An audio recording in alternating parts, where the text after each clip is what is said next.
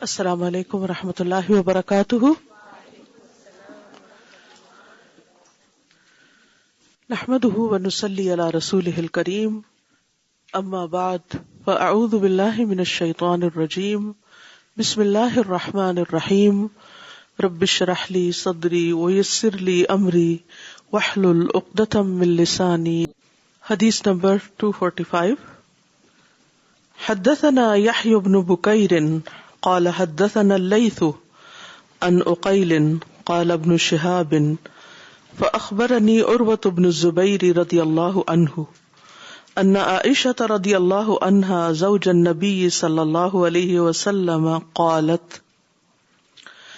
امام بخاری کہتے ہیں ہم سے یحییٰ بن بکیر نے بیان کیا، کہا ہم سے لیث بن سعد نے، انہوں نے عقیل سے کہ ابن شہاب الزہری نے کہا کہ مجھے عروہ بن زبیر نے خبر دی کہ حضرت عائشہ رضی اللہ عنہا نے کہا زوج النبی صلی اللہ علیہ وسلم، جو نبی صلی اللہ علیہ وسلم کی بیوی تھی، زوجہ تھی.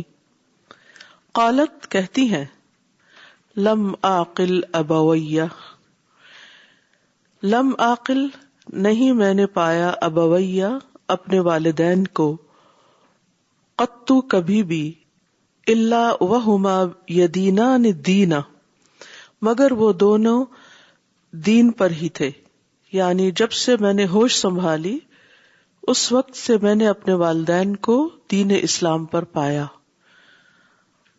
ولم یمر علینا یوم اور نہ گزرا ہم پر کوئی ایک دن، الا یأتینا فیہ رسول اللہ صلی اللہ علیہ وسلم مگر یہ کہ تشریف لائے اس میں رسول اللہ صلی اللہ علیہ وسلم ہمارے گھر میں، طرفی النہاری دن کے دو کناروں، بکرتم و عشیہ صبح اور شام. یعنی جب سے میں نے ہوش سنبھالی، جب سے میں سمجھدار ہوئی تو میں نے دو باتیں نوٹ کی. ایک یہ کہ اپنے والدین کو مسلمان پایا، دوسرے یہ کہ نبی صلی اللہ علیہ وسلم صبح اور شام ہمارے گھر تشریف لاتے تھے ہر روز، اور یہ بہت بڑا آنر ہے اس گھرانے کے لیے. فلم ابتلی المسلمون پھر جب مسلمان آزمائے گئے، خرج ابو بکر مہاجرا نحو ارض الحبشتی تو نکلے ابو بکر بھی ہجرت کے لیے ارض حبشہ کی طرف. حتی بلغ برک الغمادی یہاں تک کہ ایک علاقے برک الغماد تک پہنچ گئے. لقیہ ابن الدغنہ جہاں ابن الدغنہ ان سے ملا. وہو سید القارتی اور وہ قارہ قبیلے کا سردار تھا، اس کا نام حارث بن یزید تھا. فقالا تو اس نے کہا این ترید یا ابا بکر، اے ابو بکر تم کہاں کا ارادہ رکھتے ہو، کہاں جا رہے ہو؟ فقال ابو بکر تو ابو بکر نے کہا اخرجنی قومی فارید ان اسیح فی الارض واعبد ربی. اخرجنی قومی مجھے میری قوم نے نکال دیا، فارید تو میں چاہتا ہوں، ان اسیح فی الارض کہ میں زمین میں سیاحت کروں، وَأَعْبُدَ رَبِّي اور اپنے رب کی عبادت کروں. یعنی مکہ میں رب کی عبادت ممکن نہیں تو میں اس زمین سے نکل کر اپنے رب کی عبادت کروں. قال ابن دغنہ ابن دغنہ نے کہا فَإِنَّ مِثْلَكَ يَا أَبَا بَكْرٍ لَا يَخْرُجُ وَلَا يُخْرَجُ کہ تم جیسا اے ابو بکر نہ نکلتا ہے اور نہ نکالا جاتا ہے. یعنی کسی بھی قوم، کسی بھی ملک سے، کسی بھی علاقے سے تم جیسا شخص کبھی بھی نکالا نہیں جاتا، کیونکہ وہ اپنے علاقے کا ایک سرمایہ ہوتا ہے، اپنے علاقے کے لیے ایک آنر اور ایک عزت کا باعث ہوتا ہے. کیوں؟ وجوہات. انک تکسب المعدوم کیونکہ تم کما کر دیتے ہو معدوم کو، یعنی معدوم ہوتا ہے جس کے پاس کوئی چیز نہ ہو، عدم سے. یعنی جن لوگوں کے پاس کچھ نہیں ہوتا انہیں تم خود کما کے دیتے ہو، تم ان کے لیے انتظام کرتے ہو، وتصل الرحم، اور صلہ رحمی کرتے ہو، وتحمل الکل، اور تم بوجھ اٹھاتے ہو، یعنی دوسروں کے قرضوں وغیرہ کا بوجھ اٹھاتے ہو اپنے سر پر، دوسروں کی بھی ذمہ داریاں اپنے اوپر لے لیتے ہو. کل قرآن مجید میں بھی استعمال ہوا ہے، آیت یاد ہے کسی کو؟ فہوا کلن علی مولا، کلن علی مولا، اس کا کیا ترجمہ ہے؟ وہ اپنے آقا پر بوجھ ہے. تو وہی یہاں پر الکل کا معنی بوجھ ہے. وتقر الضیف، اور تم عزت کرتے ہو مہمان کی. وتعین، اور تم مدد کرتے ہو علی نوائب الحق، حق کی مشکلات پر. نوائب نائبہ کی جمع ہے. نائبہ کہتے ہیں اچانک ٹوٹ پڑنے والی مصیبت کو، یعنی حق کے راستے میں جو مشکلات آتی ہیں تم ان پر مدد دیتے ہو. فَأَنَا لَكَ جَارٌ، میں تمہارا مددگار ہوں، تمہاری حفاظت کرنے والا ہوں یا پڑوسی ہوں. لفظی معنی تو پڑوسی ہوتا ہے، لیکن یہاں جار کا معنی یہ ہے کہ میں تمہیں اپنی پناہ میں لیتا ہوں. ارجع، واپس چلو، مکہ چلو.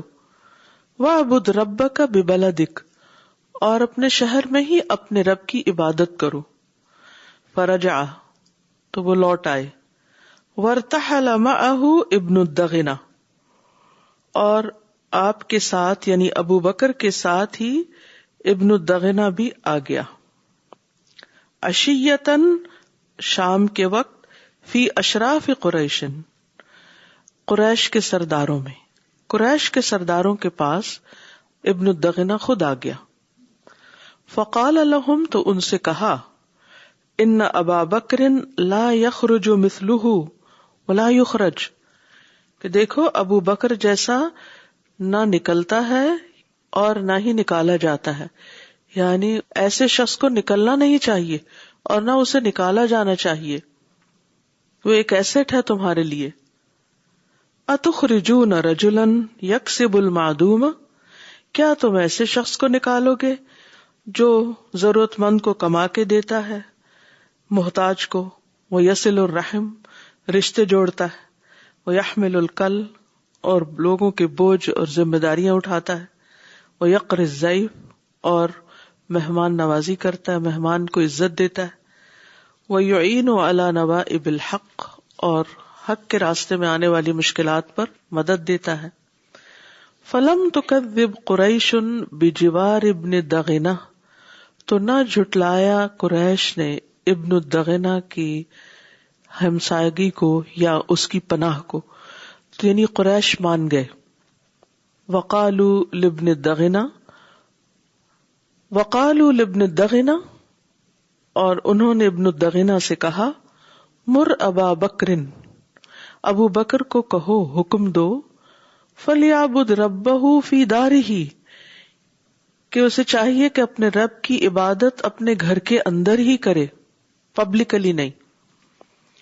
فلیصلی فیہا، بس چاہیے کہ اسی میں نماز پڑھے. ولیقرأ ما شاء، اور جو چاہے قرات کرے پڑھے. ولا یؤذینا بذلک، ہمیں اس سے اذیت نہ دے، ہمیں تکلیف نہ دے.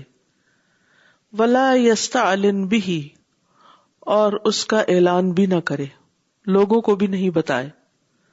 فإنا نخشى أن يفتن نساءنا وأبناءنا، کیونکہ ہم ڈرتے ہیں کہ وہ ہماری عورتوں اور ہمارے بچوں کو فتنے میں ڈال دے گا، یعنی وہ اپنا دین چھوڑ دیں گے اس کی عبادت کو دیکھ کر. فقال ذلك ابن الدغنہ لأبی بکر، تو ابن الدغنہ نے یہ بات ابو بکر سے کہی. فلبث ابو بکر بذلك، تو ابو بکر اس بات پر ٹھہر گئے، یعبد ربہ فی دارہ، کہ وہ عبادت کریں گے اپنے رب کی اپنے گھر کے اندر ہی. ولا یستعلن بصلاتہ، اور نہ اعلان کریں گے اپنی نماز کا یا نہ اعلانیہ نماز پڑھیں گے. ولا یقرأ فی غیر دارہ، اور نہ اپنے گھر کے علاوہ کہیں اور پڑھیں گے کچھ. یعنی وہ اس شرط پر مان گئے، یا انہوں نے اس پر پھر یہی شروع کر دیا کہ اندر ہی عبادت کریں گے، خفیہ عبادت کریں گے. لیکن ابو بکر کب تک یہ کر سکتے تھے؟ ثم بدا لأبی بکر، پھر ابو بکر کو یہ بات سوچی، فابتنا مسجدا بفناء دارہ، تو انہوں نے ایک مسجد اپنے گھر کے صحن میں ہی بنا لی، وکان یصلی فیہ، وہ اس میں نماز پڑھتے، ویقرأ القرآن، اور قرآن کی قرأت کرتے، فیتقذف علیہ نساء المشرکین وابناؤہم، تو ہجوم کر دیتے ان پر مشرکین کی عورتیں اور ان کے بچے، سارے اکٹھے ہو جاتے، یعنی اتنی زبردست قرأت کرتے تھے کہ کوئی بھی پیچھے نہ رہتا، سب ایک طرح سے جیسے کوئی تماشا دیکھنے کے لیے لوگ جمع ہو جاتے نا، تو بالکل اسی ایکسائٹمنٹ کے ساتھ وہ آپ کی نماز کو دیکھنے کے لیے ہجوم کر دیتے، وَهُمْ يَعْجَبُونَ مِنْهُ، اور وہ اس سے تعجب کرتے، حیران ہوتے، وَيَنْظُرُونَ إِلَيْهِ، اور آپ کی طرف دیکھتے، کیوں؟ وَكَانَ أَبُو بَكْرٍ رَجُلًا بَكَّاءً، اور تھے ابو بکر بہت رونے والے انسان، بکا بہت زیادہ روتے تھے۔ سبحان اللہ، اتنی بڑی بڑی ذمہ داریاں اٹھائیں، اتنے کریجیس تھے، اتنے بریو تھے، لیکن حقیقی معنوں میں اپنے رب کے بندے تھے، دل کے اندر اس قدر عاجزی تھی کہ رب کے لیے جب کھڑے ہوتے تو خوب روتے۔ لا یملک عینیہ، اپنی آنکھوں کے مالک نہ ہوتے، یعنی اپنی آنکھوں کو کنٹرول نہ کر سکتے، اذا قرأ القرآن، جب قرآن پڑھتے۔ ہم سب بھی اپنے قرآن پڑھنے کی کیفیت کو دیکھیں،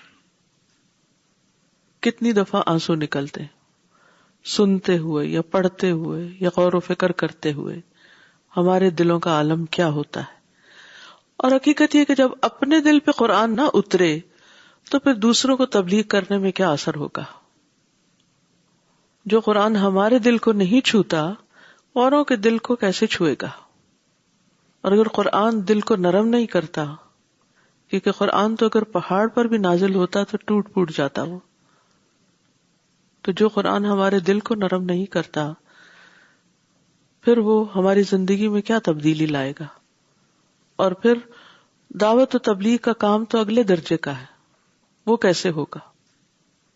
اور یہ بہت بڑا فرق ہے۔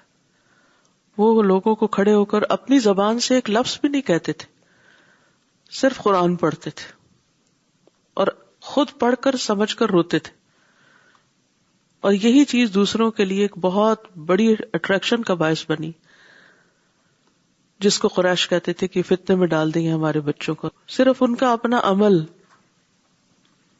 لا یملک عینیہ اذا قرأ القرآن وَأَفْزَعَ ذَلِكَ أَشْرَافَ قُرَيْشٍ مِّنَ الْمُشْرِكِينَ، تو خوفزدہ کرتا یا خوفزدہ کرتی یہ بات قریش کے سرداروں کو مشرکین میں سے، یعنی یہ دیکھ کر قریش کے سردار گھبرا اٹھے۔ فزع کا مطلب ہوتا ہے نا گھبرا اٹھنا، پریشان ہو جانا۔ فَأَرْسَلُوا إِلَىٰ ابن الدغنہ، تو انہوں نے ابن الدغنہ کو بلا بھیجا کہ آؤ ذرا دیکھو وہ کیا رہا ہے۔ فقدم علیہم، تو ابن الدغنہ ان کے پاس آ گیا۔ فقالوا، تو انہوں نے کہا، انا کنا اجرنا ابا بکر بجوارک علی ان یعبد ربہ فی دارہ، کہ ہم نے تو پناہ دی تھی ابو بکر کو تمہاری وجہ سے اس شرط پر کہ وہ اپنے رب کی عبادت اپنے گھر کے اندر کرے گا۔ فقد جاوز ذالک، تو اس نے تو اپنی بات سے تجاوز کر لیا، آگے بڑھ گیا، یعنی شرط پوری نہیں کر رہا۔ فابتنا مسجدا بفناء دارہ، تو اس نے اپنے گھر کے صحن میں ایک مسجد بنا لی ہے۔ فاعلن بالصلاة والقراءة فیہا، اور وہ اعلانیہ پڑھتا ہے اس میں نماز اور قرات۔ وَإِنَّا قَدْ خَشِينَا أَن يَفْتِنَ نِسَاءَنَا وَأَبْنَاءَنَا، ہمیں ڈر ہے کہ وہ ہماری عورتوں اور ہمارے بچوں کو فتنے میں ڈال دے گا۔ فتنے میں ڈالنے سے مراد کیا ہے کہ انہیں ان کے دین سے ہٹا دے گا۔ فَانْهَهُ، تو اس کو روکو۔ فَإِنْ أَحَبَّ، پھر اگر وہ پسند کرے ان یقتصر علی ان یعبد ربہ فی دارہ فعلا، کہ وہ اس پر اقتصار کرے یعنی لمٹ کرے اپنے آپ کو کہ اپنے رب کی عبادت کرے گا اپنے گھر کے اندر، تو ایسا کر لے. وَإِنْ أَبَى، اور اگر انکار کرے إِلَّا أَنْ يُعْلِنَ بِذَلِكَ، کہ وہ اعلانیہ عبادت کرے گا، فَسَلْهُ، تو اس سے پوچھ لو، أَنْ يَرُدَّ إِلَيْكَ ذِمَّتَكَ، کہ وہ تمہیں لوٹا دے تمہارے ذمے کو، تمہاری ذمہ داری ختم کر دے، تمہاری پناہ واپس کر دے. فَإِنَّا قَدْ كَرِهْنَا أَن نُخْفِرَكَ، کیونکہ ہمیں یہ بات ناپسند ہے کہ ہم تمہاری پناہ توڑیں، یعنی ہم تم سے کیے ہوئے وعدے کو توڑ نہیں سکتے جب تک کہ تم خود اس میں انوالو نہ ہو. وَلَسْنَا مُقِرِّينَ، اور ہم اس کا اقرار نہیں کریں گے. کس کا؟ کہ ابو بکر جیسے عبادت کر رہے ہیں ایسے ہی کرتے رہیں اور ہم اس عہد کا پاس رکھیں. مقرین لأبی بکر الاستعلان، یعنی اعلانیہ عبادت کی ہم اس کو اجازت نہیں دیں گے. قالت عائشہ، عائشہ کہتی ہیں رضی اللہ عنہا، فأتى ابن الدغنہ الی ابی بکر، ابن الدغنہ ابو بکر کے پاس آئے. فقالا، تو کہا، قد علمت، تمہیں معلوم ہے، الذی عاقدت لک، وہ چیز جس پر میں نے تیرے لیے عقد کیا تھا یا وعدہ کیا تھا، یعنی جو شرط میں نے تمہارے ساتھ رکھی تھی وہ تو تمہیں معلوم ہے نا. فَإِمَّا أَن تَقْتَصِرَ عَلَى ذَلِكَ، تو یا تو تم اس پر انحصار کرو، وَإِمَّا أَن تُرْجَعَ إِلَيَّ ذِمَّتِي، یا یہ کہ تم میرا ذمہ مجھے واپس لوٹا دو، یعنی کانٹریکٹ ختم کر دو. فَإِنِّي لَا أُحِبُّ، کیونکہ مجھے یہ بات پسند نہیں، أَن تَسْمَعَ الْعَرَبُ، کہ عرب یہ بات سنے، أَنِّي أُخْفِرْتُ فِي رَجُلٍ عَقَدْتُ لَهُ، کہ میں نے ایک شخص کے بارے میں جو امان دی تھی وہ میں نے توڑ دی، عقدت لہ، جس کے ساتھ میں نے عہد کیا تھا. فقال ابو بکر، تو ابو بکر نے کہا، فإنی ارد الیک جوارک، میں تمہیں تمہاری پناہ واپس لوٹاتا ہوں. وارضی بجوار اللہ عز وجل، اور میں اللہ عز وجل کی پناہ پہ راضی ہوں، میرے لیے وہی کافی ہے. والنبی صلی اللہ علیہ وسلم یومئذ بمکہ، اور نبی صلی اللہ علیہ وسلم ان دنوں مکہ میں ہی تھے. فقال النبی صلی اللہ علیہ وسلم للمسلمین، تو نبی صلی اللہ علیہ وسلم نے مسلمانوں سے کہا. اب یہاں ایک بات ختم ہوئی، اب ایک نئی بات شروع ہو رہی ہے، ٹھیک ہے. انی اریت دار ہجرتکم، مجھے تمہاری ہجرت کا گھر دکھا دیا گیا ہے. ذات نخل بین لابتین وہما الحرتان، کہ کہاں ہے وہ گھر؟ ذات نخل، کھجوروں کے باغوں والا یا کھجوروں والا. وہ شہر کیسا ہے؟ جس میں بہت کھجوریں ہیں. بین لابتین، درمیان دو پتھریلے میدانوں کے، لابتین. وہما الحرتان، اور وہ دونوں سیاہ پتھر ہیں. یعنی مدینہ دو ایسے پتھریلے میدانوں کے درمیان میں ہے کہ وہ ہموار زمین ہے جس میں فصلیں بھی اگتی ہیں، باغات بھی ہیں، لیکن دونوں طرف پتھریلے میدان ہیں جن کے پتھر سیاہ رنگ کے. اگر آپ بائی ایئر ٹریول کریں تو مدینہ میں لینڈ ہونے سے پہلے آپ کو یہ زمین اب بھی اسی طرح سیاہ نظر آئے گی. یہ مدینہ کی پہچان ہے. فہاجر من ہاجر قبل المدینۃ، تو یہ بات سن کر ہجرت کر گئے مدینہ کی طرف جو بھی ہجرت کر گئے، یعنی جو جو ہجرت کر سکا وہ ہجرت کر کے وہاں پہنچ گیا. ورجع عامۃ من کان ہاجر بأرض الحبشۃ الی المدینہ، عام طور پر جو ہجرت کر کے گئے تھے حبشہ کی طرف وہ واپس آ گئے. کہاں؟ الی المدینۃ، مدینہ کی طرف. مدینہ کی طرف جو بھی ہجرت کر گئے، یعنی جو جو ہجرت کر سکا وہ ہجرت کر کے وہاں پہنچ گیا.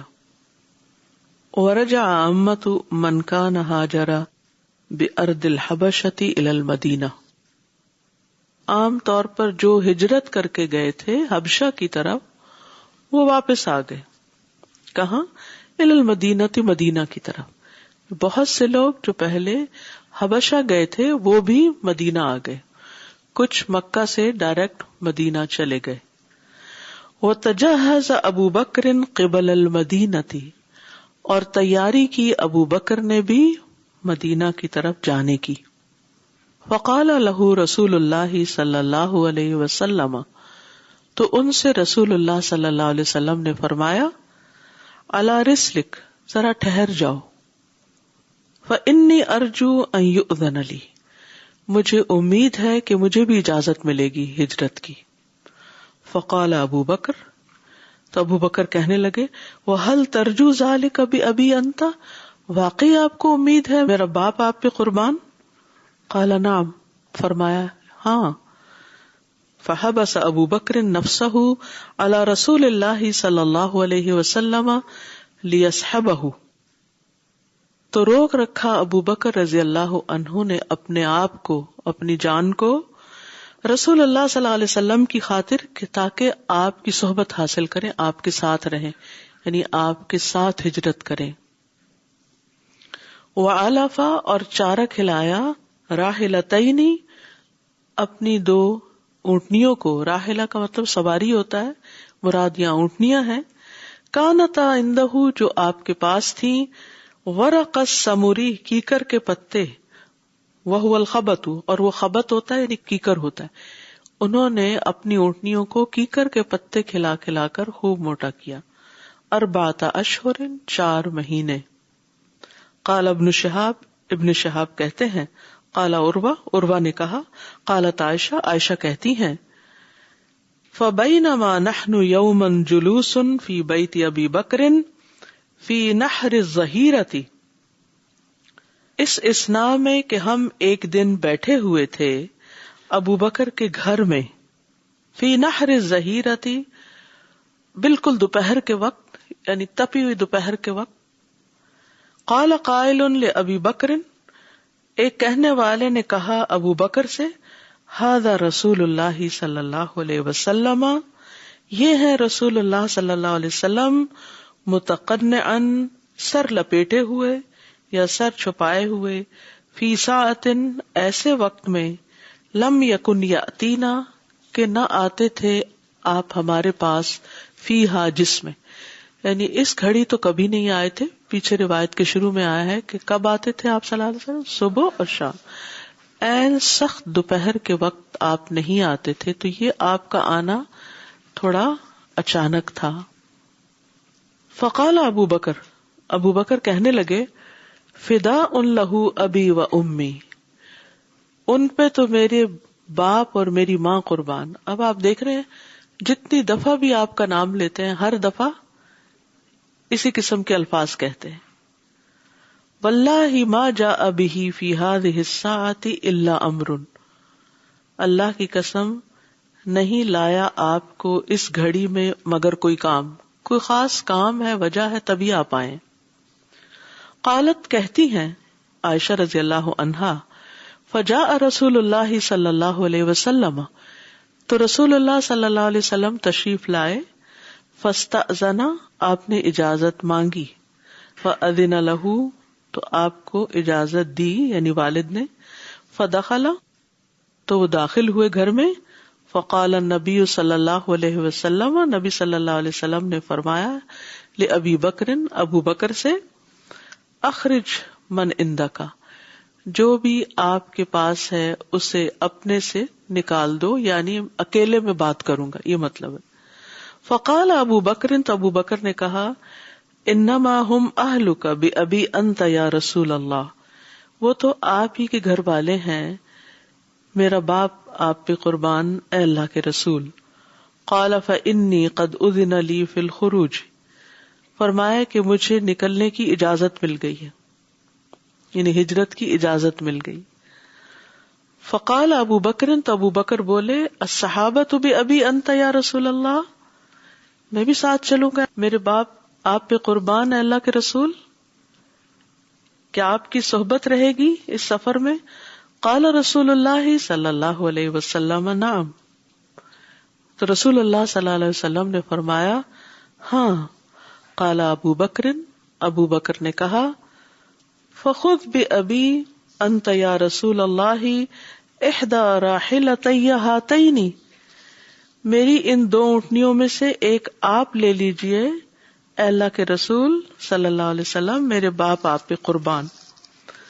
قال رسول اللہ صلی اللہ علیہ وسلم، تو رسول اللہ صلی اللہ علیہ وسلم نے فرمایا بالثمن، قیمت کے ساتھ. قالت عائشہ، عائشہ کہتی ہیں فجہزناہما احث الجہاز، تو ہم نے ان دونوں کو تیار کروا دیا، تیزی سے تیار کروانا. احث کا لفظ حثیثہ سے، یعنی جلدی جلدی تیاری کروا دی. کس کس کی؟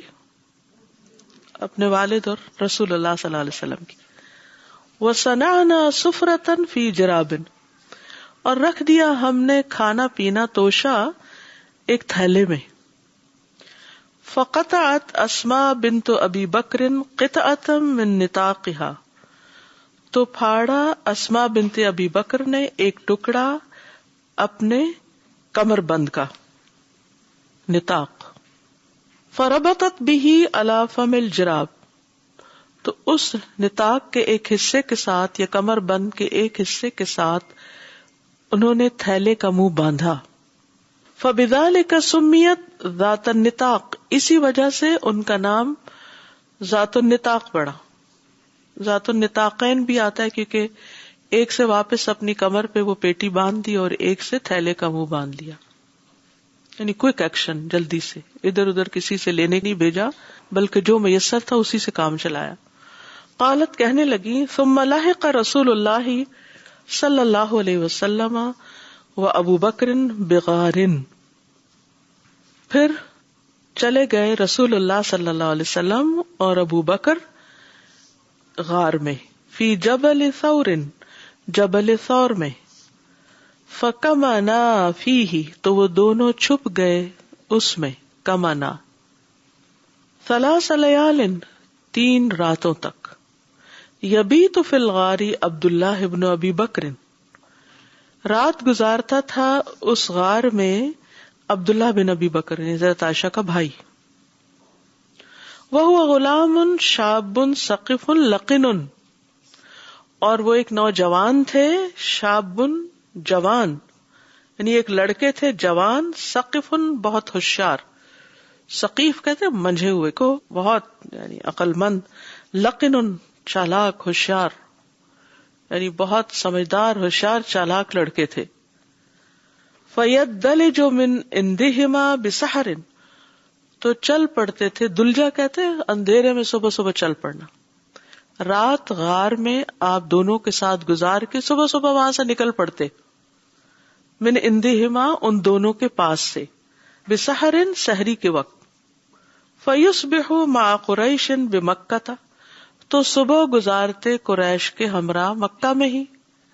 کبائتن، ایسے جیسے رات بھی یہیں گزاری ہو، بائت یعنی رات گزارنا. فلا یسمع امرا یقتادان به الا وعاہ، تو نہ وہ سنتے کوئی بھی بات جس میں چال چلی جاتی تھی، یقتادان یعنی قید سے، یعنی آپ دونوں کے خلاف، ابو بکر اور رسول اللہ صلی اللہ علیہ وسلم کے خلاف جو بھی قریش چالیں چلتے تھے وہ سنتے رہتے تھے، الا وعاہ، مگر اس کو اچھی طرح یاد کر لیتے. حتی یاتیہما بخبر ذالک، یہاں تک کہ وہ لاتے اس کی خبر رات کے وقت ان دونوں کے پاس غار میں، یعنی آ کے سارے دن کے واقعات بھی بتاتے تھے. عبداللہ بن ابی بکر کیا کرتے، رات نبی صلی اللہ علیہ وسلم اور حضرت ابو بکر کے ساتھ گزارتے، اندھیرے میں واپس مکہ ایسے پہنچ جاتے جیسے رات یہیں گزاری ہو. دن بھر سب چیزوں کا نوٹس لیتے کہ آپ دونوں کے ایبسنس میں یہ لوگ کیا باتیں کر رہے ہیں اور آپ کے خلاف کیا چالیں چل رہے ہیں، کس قسم کی اب آئندہ منصوبہ بندی ہو رہی ہے، اور وہ ان کو خوب اچھی طرح ذہن میں بٹھاتے، رات کو جا کے پوری خبر دیتے، پھر صبح واپس آ جاتے.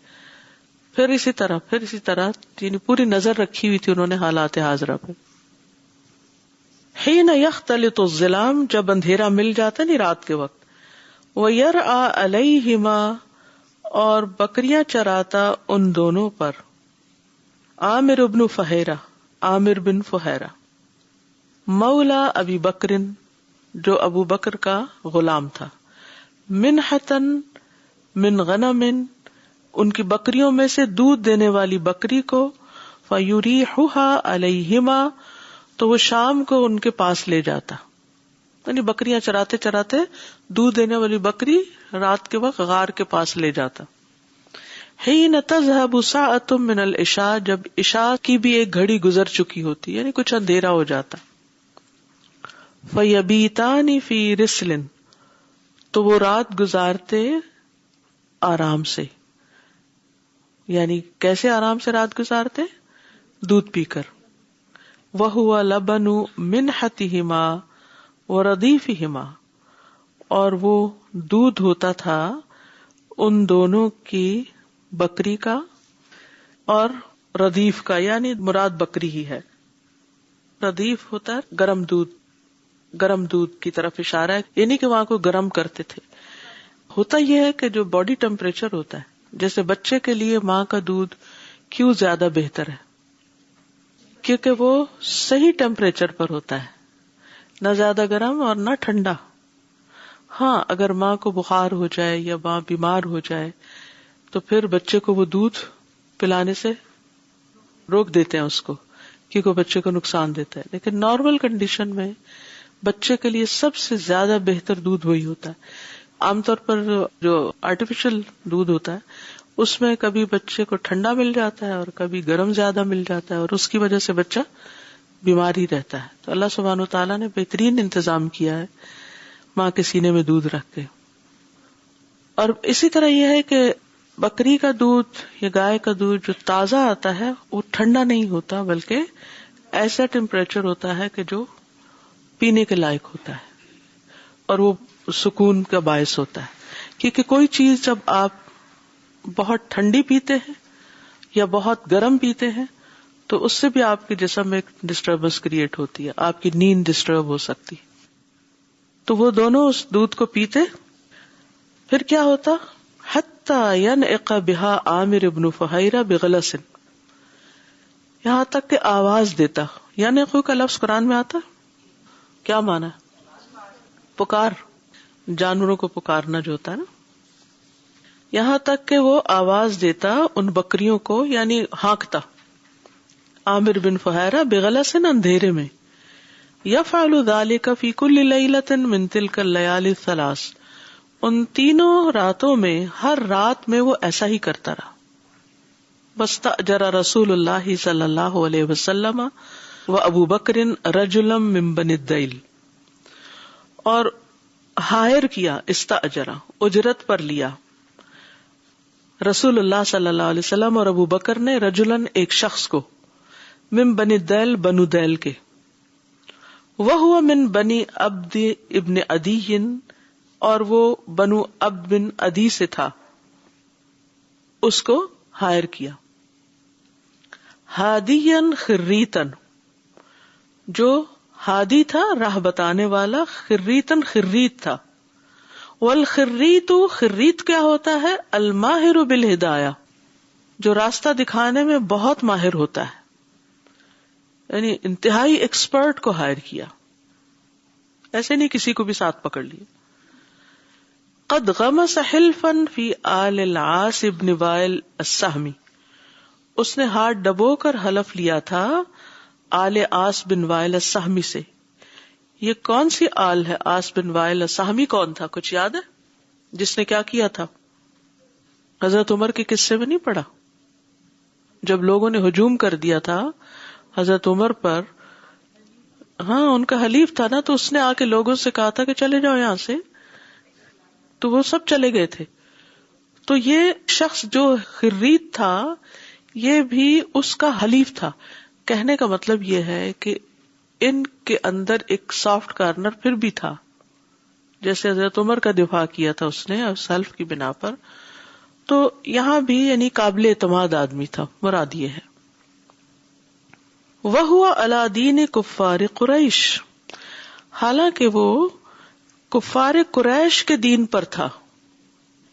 یہاں آپ دیکھیے اس قصے میں بہت سے سبق ہیں، لیکن یہاں خاص بات جو نبی صلی اللہ علیہ وسلم کی نظر آتی وہ یہ کہ آپ نے ایکسپرٹ کو ہائر کرنے اور ایون اس موقع پر عقل مند، سمجھدار، صحیح شخص کا انتخاب کرنے پر کوئی کمپرومائز نہیں کیا.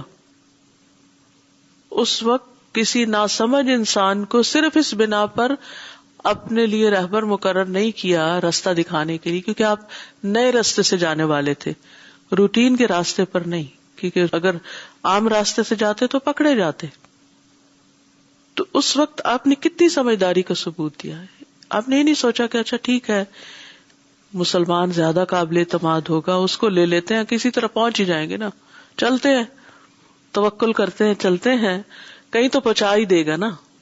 نہیں، جب تک کسی بھی کام کے لیے رائٹ پرسن نہ ہو وہ کام صحیح طور پر نہیں ہوتا. تو اس معاملے میں کبھی ریلیجن کو اور کبھی کسی اور چیز کو آڑ نہیں بنانا چاہیے. دیکھنا چاہیے کہ یہ کام آتا کس کو ہے، یہ کام کون کرنے کے قابل ہے. کیونکہ ایک سمجھدار شخص، ایک عقل مند شخص تھوڑے وقت میں چاہے اس کی اجرت زیادہ ہو، وہ آپ کو زیادہ بہتر کام کر کے دے گا بنسبت اس شخص کے کہ جس کو کام آتا ہی نہیں اور وہ آپ کو اپنی نااہلی کی وجہ سے پریشان کیے ہوئے. تو آپ نے اس کو ہائر کیا، حالانکہ وہ مشرک تھا لیکن قابل اعتماد تھا، ٹرسٹ وردی تھا، کام کا بندہ تھا. سواری بھی کون سی لی؟ مضبوط سواری. یعنی حضرت ابوبکر نے 4 مہینے تک ان کو تیار کیا تھا، کیکر کے پتے کھلا کے خوب مضبوط کیا تھا جسمانی اعتبار سے، تاکہ اگر زیادہ دن سفر میں لگتے ہیں تو وہ اونٹیاں برداشت کر سکیں. اگر پہلے ہی کمزور اونٹنی ہوگی، کوئی سستی سی اونٹنی کہ بس جانا ہی ہے نا، پہنچ ہی جائیں گے، تو پھر کیا ہوتا؟ کیونکہ انپریڈکٹیبل سچویشن تھی نا، نہیں پتا کس وقت کہاں کیا ہو. پھر آپ دیکھیے کہ کس طرح عبداللہ بن ابی بکر سے سارے حالات کی خبر لی، یعنی کہ آنکھیں بند کر کے بغیر سوچے سمجھے ڈیسیژن لے لیا. کیونکہ بعض لوگ توکل کا مفہوم کیا لیتے ہیں، بس ایک خیال آیا، آئیڈیا آیا اور جذبات میں ڈیسیژن لے لیا اور کود پڑے اور کہا ہو دیکھا جائے گا کیا ہوتا ہے.